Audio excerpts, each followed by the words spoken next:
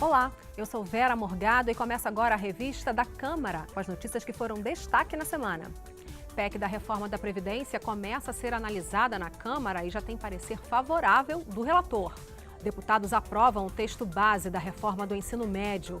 A votação continua na próxima terça. E você vai ver também semana de protestos contra aplicativos de internet que são usados para fazer transporte e locação de imóveis por temporada. No Conselho de Ética, o deputado Jean Willis diz que foi xingado por Jair Bolsonaro antes de revidar. Prestes a ser votada no Supremo Tribunal Federal, a descriminalização do aborto no caso de grávidas com o vírus Zika vira debate na Comissão de Seguridade Social.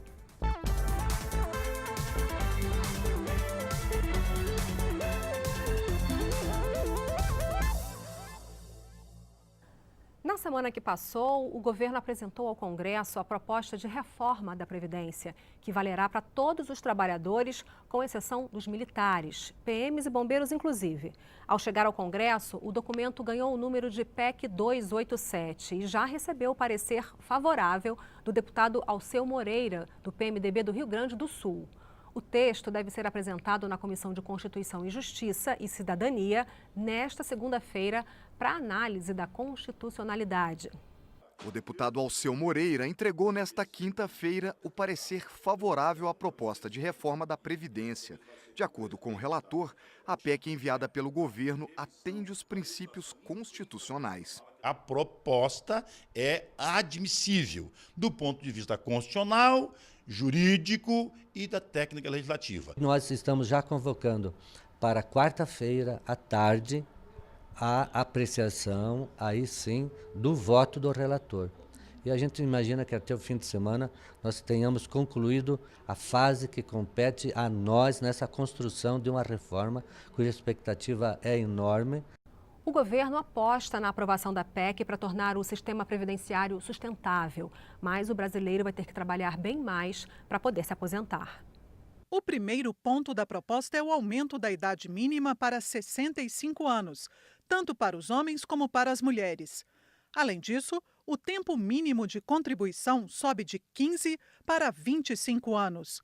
Muda também o cálculo do valor da aposentadoria. Ele nunca será menor que um salário mínimo. Passa a corresponder a 51% das contribuições feitas à Previdência, mais um ponto percentual por ano de contribuição.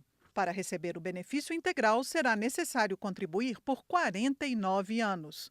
Vai haver uma regra de transição. Homens com 50 anos ou mais e mulheres com 45 ou mais vão poder pedir aposentadoria pelas regras atuais. Para isso, vão pagar um pedágio de 50% sobre o tempo de contribuição que faltar quando a PEC entrar em vigor. Também mudam as regras para a pensão, que é o benefício que uma pessoa recebe quando o marido ou a esposa morre. A pensão será de 50%, com 10% a mais por dependente, limitada a 100%. Passa a ser proibido receber, ao mesmo tempo, aposentadoria e pensão. A pessoa vai poder escolher o benefício que for mais vantajoso para ela. Essas mudanças valem inclusive para os servidores públicos. Os militares estão fora. Quem também entra na regra geral são os professores, que hoje se aposentam 5 anos mais cedo. Políticos passam a seguir a regra do INSS, como já acontece com os servidores públicos temporários. Os trabalhadores rurais passam a ser obrigados a contribuir individualmente. A alíquota ainda vai ser definida. Já a idade mínima para idosos e deficientes solicitarem o chamado benefício assistencial, que hoje é de 65 anos, sobe 1 ano a cada 2 anos, até chegar a 70 anos. Na apresentação da proposta feita no Palácio do Planalto, o secretário da Previdência destacou que cabe ao Congresso fazer o debate sobre essas mudanças, mas ele alertou sobre a necessidade da reforma. Eu não vejo a não reforma como uma opção. A alternativa não reforma é ocorrer o que aparece hoje em vários estados, que você não conseguir pagar. É uma rejeição unânime dos trabalhadores do Brasil a essa proposta. Portanto, você tem um combustível perfeito para fazer uma greve geral.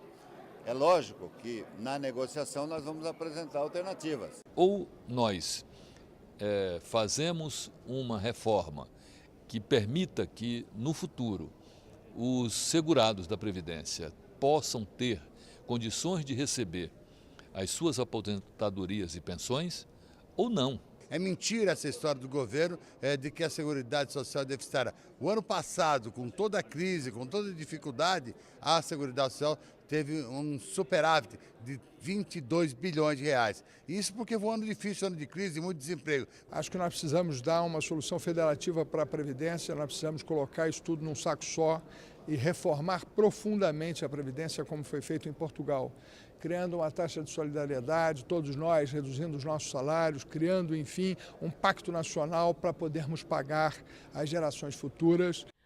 Com um déficit no orçamento de 170 bilhões de reais previsto para este ano, o governo também vem propondo outras medidas para reequilibrar as contas. Uma delas seria feita na cobrança do PIS e COFINS para o setor de serviços. Os empresários do setor não gostaram nem um pouco da ideia. No encontro com esses empresários, o presidente da Câmara, Rodrigo Maia, descartou qualquer possibilidade de aprovar aumento de impostos. As empresas do setor de serviços recolhem as contribuições do PIS e COFINS com uma alíquota de 3,65% sobre o faturamento, bem abaixo dos 9,25% pagos por outros setores. Em audiências com o presidente da Câmara e na Comissão de Desenvolvimento Econômico, empresários protestaram contra a unificação das alíquotas no valor mais alto. A mudança estaria sendo preparada pela Receita Federal. O PIS/COFINS, ele representa hoje um custo altíssimo dentro da nossa cadeia produtiva. A alteração que nós estamos escutando, proposta pelo governo, como forma de simplificar e tornar neutra a neutralidade da cobrança tributária, ela provavelmente vai gerar um impacto de cerca de 15% a 20% no desemprego da nossa cadeia produtiva. Diante da competição de outros países, os empresários de informática consideram inviável repassar o aumento nos custos para os clientes. Já as escolas particulares prevêem um aumento de 6,75% nas mensalidades. Empresários de telecomunicações, saúde e outros serviços também temem perder competitividade e cliente. Para o setor de telecomunicações, ela representa um aumento de quase 4 bilhões de reais pelas contas que nós fizemos, e isso significa aproximadamente o lucro todo que o setor teve durante o ano passado. Por causa disso, o aumento na alíquota é mal visto pelos parlamentares. Imagine você, num custo de uma empresa, de qualquer negócio, você absorver 5% de imposto. Impossível. Você vai criar mais um estoque de desemprego. Um setor que, reunidos aqui hoje, essas empresas representam 20 milhões de empregos. Qualquer aumento de imposto, nesse momento, não tem espaço. Primeiro, os governos façam o dever de casa, façam a reforma das suas estruturas, que a carga tributária geral primeiro caia, hoje é próximo de 35% do PIB, que isso caminhe para 20%, como é em qualquer país do nosso porte, um país, né, em desenvolvimento. A partir daí a gente pode discutir qualquer tema que seja inclusive ajustar impostos. O plenário aprovou nova legislação para regular a entrada e permanência de estrangeiros no país. Os deputados também aprovaram uma permissão para que o Banco Central adquira sem licitação e fora do Brasil material para produzir o nosso dinheiro e o texto base da polêmica medida provisória que muda o ensino médio. Dini Moraes conta como foi. A proposta de reforma no ensino médio aumenta o tempo do estudante na escola. A meta é que fique 7 horas por dia. Também permite que o próprio aluno escolha quase a metade do conteúdo, numa área que tenha mais afinidade. Também admite o ensino não presencial e que professores sem formação, mas com bastante conhecimento, deem aulas. O que foi aprovado depois de 5 horas de debates foi o texto básico. Ele pode ser mudado durante a votação de pontos específicos. A polêmica deve continuar. Ela atropela o debate que acontece no Conselho Nacional de Educação sobre o currículo e os conteúdos, a Base Nacional Curricular Comum. Ela não contou com especialistas, com professores e com estudantes no seu diálogo. E mais, ela não constitui-se numa proposta voltada aos milhões de jovens entre 15 e 17 anos, quase 2 milhões de jovens, que estão fora das escolas. A medida provisória, ela vem por uma lacuna de um projeto de lei extremamente debatido, cujos pontos estão respeitados na medida provisória e hoje PLV, e o que é mais importante, não estamos usurpando o direito, não estamos mexendo na estrutura da escola, e a base nacional curricular está no Conselho Nacional para ser discutido, com participação de pais, professores de toda a comunidade. Outra polêmica da semana foi a medida provisória que autoriza o país a comprar no exterior, sem licitação, material para a fabricação de moedas e cédulas de dinheiro, quando a Casa da Moeda não der conta da demanda. Apesar da resistência de parte dos deputados, foi aprovada. Esta medida provisória está agredindo a soberania e a segurança nacional. O Banco Central deixou de dar recursos suficientes para que a Casa da Moeda pudesse fazer o que é a sua obrigação e já tem maquinário de alta tecnologia para isso. O Banco Central não deixará de comprar da Casa da Moeda, que será o único fornecedor, senhor presidente. Mas é bom falar aqui, o Banco Central nunca atrasou os pagamentos para a Casa da Moeda. Eu tenho aqui para entregar para os colegas toda a demanda e os pagamentos em dia do Banco Central. A Câmara também aprovou a nova lei de migração, que traz direitos e deveres para quem entra aqui no Brasil e casos em que a pessoa deverá ter a entrada barrada.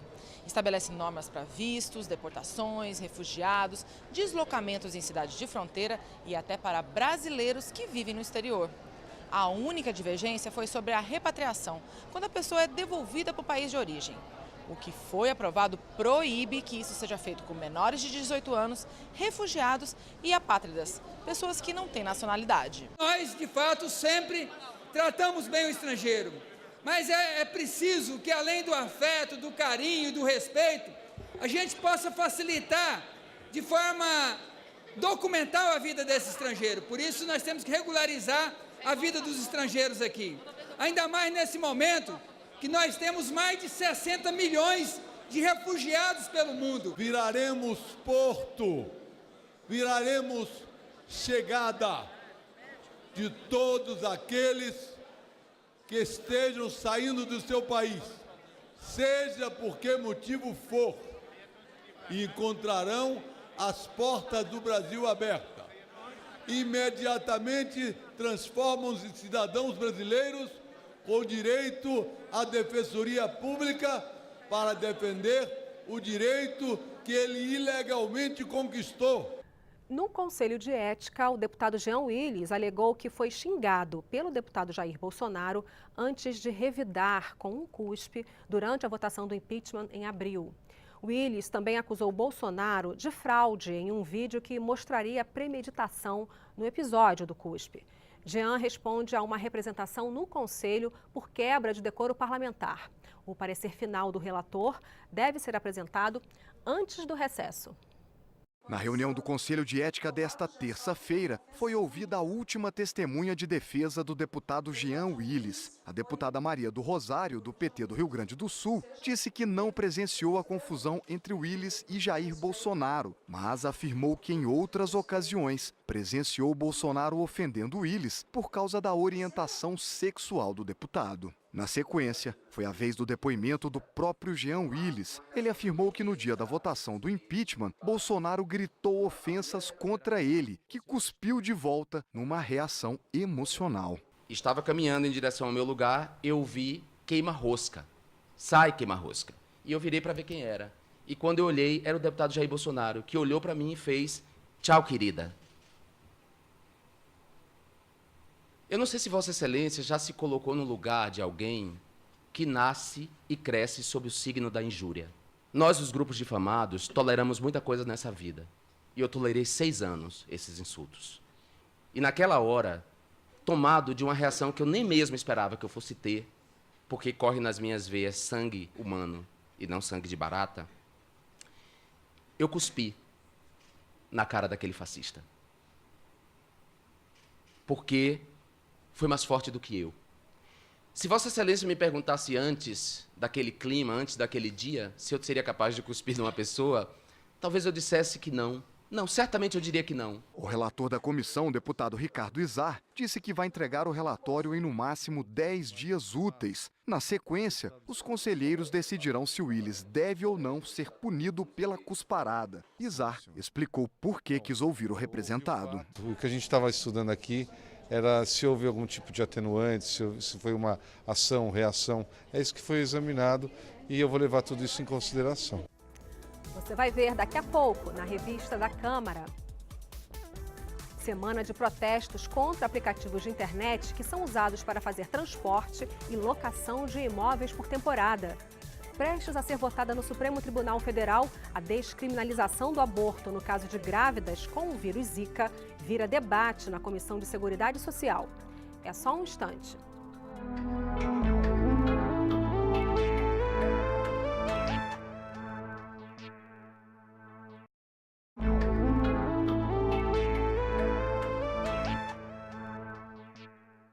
A Comissão de Constituição e Justiça da Câmara aprovou o projeto do deputado Carlos Zaratini, do PT de São Paulo, que regulamenta a atividade de lobby e de grupos de pressão junto ao setor público. A proposta prevê que pessoas condenadas por corrupção, tráfico de influência ou improbidade não possam exercer a atividade. Mas ficou de fora a obrigatoriedade do servidor ou agente público de cumprir quarentena antes de exercer lobby no órgão para o qual trabalhou. Movimentos sociais protocolaram na Câmara mais um pedido de impeachment contra o presidente Michel Temer. No pedido, Temer é acusado de conivência com a conduta supostamente ilegal do ex-ministro Gedel Vieira Lima, que teria agido em interesse próprio na liberação de um empreendimento na Bahia. E um despacho do ministro do Supremo Tribunal Federal, Marco Aurélio Mello, pediu informações sobre a demora da Câmara em instalar a comissão de impeachment do presidente.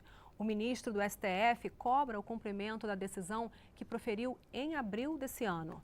Sobre a comissão de impeachment de Temer, Rodrigo Maia disse que não é responsabilidade do presidente da Câmara indicar os integrantes, por conta de uma decisão do próprio Supremo. Há uma DPF sobre impeachment que, nesse caso específico, deixou claro que não cabe ao presidente indicar os membros no lugar dos líderes, né?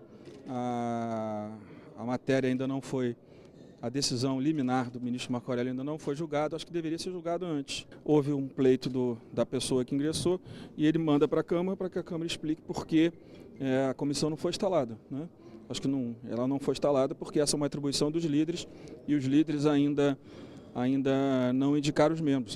Também é uma decisão, isso aqui é uma casa política, a decisão política dos líderes pelo jeito está tomada. Essa é uma decisão do próprio Supremo. Essa foi a decisão do Supremo na DPF que tratou do processo de impeachment do julgamento da presidente Dilma. É uma decisão do próprio Supremo. Eu acho que eu não devo desacatar o próprio Supremo. Rodrigo Maia também comentou o entendimento do Supremo Tribunal Federal, que manteve Renan Calheiros no cargo de presidente do Senado. Para o presidente da Câmara, a decisão dá tranquilidade ao país e restabelece a harmonia entre os poderes. O relatório da medida provisória que reformula a empresa Brasil de Comunicação, a EBC, foi aprovado na comissão mista que analisou o assunto. A medida provisória editada pelo governo extinguiu o conselho que tinha poderes para tomar decisões, inclusive em relação à gestão da EBC. O relatório aprovado cria o Comitê Editorial e de Programação, que passaria a substituir o conselho. Ele seria composto por 11 membros, todos designados pelo presidente da República a partir de listas tríplices formadas por entidades da sociedade civil. O presidente da República passaria a poder demitir o presidente da EBC, o que antes só podia ser feito pelo Conselho Curador. O novo comitê pode deliberar sobre questões editoriais e de programação, mas com limitações. O senador Paulo Rocha, do PT, lamentou o fato de a EBC passar a ser vinculada à Casa Civil da Presidência da República, o que daria um viés mais estatal do que público à TV Brasil, rádios da EBC e Agência Brasil. O senador Ronaldo Caiado, do DEM, por outro lado, reclamou do fato de a empresa ter 2.500 funcionários do quadro e, mesmo assim, contratar jornalistas de fora por altos valores. Um dos pontos em que parlamentares do governo mais bateram foi a baixa audiência da TV Brasil. Mas a oposição argumentou que não se pode medir a eficiência de uma TV pública da mesma forma que se mede a de TVs privadas. Taxistas de várias regiões do Brasil fizeram um protesto na esplanada dos ministérios aqui em Brasília. Eles querem que a Câmara aprove urgência para um projeto que pode inviabilizar o uso de aplicativos como o Uber em todo o Brasil. Taxistas de 17 estados e do Distrito Federal realizaram uma manifestação em frente ao Congresso Nacional.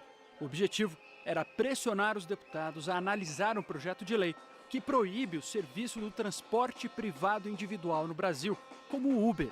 Segundo a Polícia Militar, cerca de 1.500 taxistas participaram do protesto.